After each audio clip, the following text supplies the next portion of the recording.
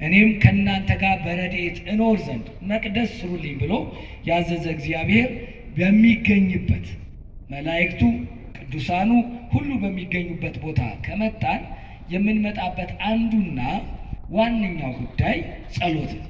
ጸሎት ከእግዚአብሔር ጋር ከዚህ በፊት እንዳለው ከእግዚአብሔር ጋር መነጋገር ነው።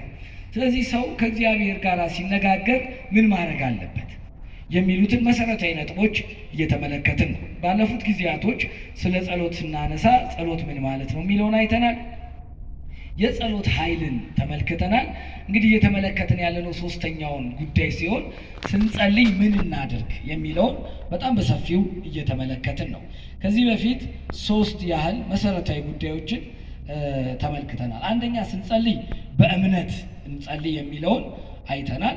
ለዚህም ማስረጃ ሰው በእግዚአብሔር ፊት ሲጸልይ በእምነት መጸለይ መቻል አለበት። ይሄ ፍጹም መጽሐፍ ቅዱሳዊ ነው።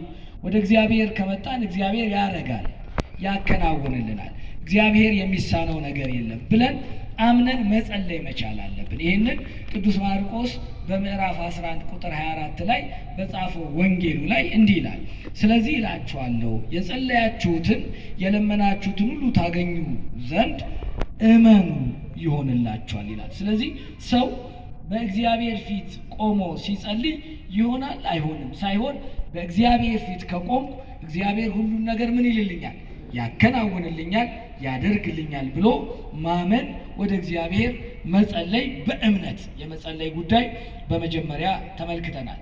ሌላው ከእምነት በእምነት ከመጸለይ ቀጥሎ የተመለከትነው እንደ ፈቃድ ይሁን ብለን መለመንንም ተመልክተናል። እንግዲህ ጸሎት ሁልጊዜም ወደ እግዚአብሔር የምንለምነው ልመና ነውና እኛ የፈቀድነው እኛ የለመንነው እኛ ያሰብነው ሳይሆን እግዚአብሔር ያሰበው እግዚአብሔር የፈቀደው ለእኛ የሚጠቅመንን ከእኛ በላይ እግዚአብሔር ስለሚያውቅ እንደ ፈቃድ ይሁን ብለን መለመን ያስፈልገናል። የእግዚአብሔር ፈቃድ ከእኛ ፈቃድ በጣም የተሻለ፣ ከኛ ከምንፈልገው በላይ እግዚአብሔር ለኛ የሚያስብልን የተሻለ ስለሆነ ምናልባትም እኛ እየለመንን ያለነው ልመና የህይወታችንን አቅጣጫ በተለየ መንገድ የሚያስኬድ ወደ ኃጢአት፣ ወደ ሞት፣ ወደ ጉስቁልና የሚወስድ ሊሆን ይችላል። ስለዚህ ሁልጊዜ ስንለምን ልመናችን ምን እንዲሆን ነው?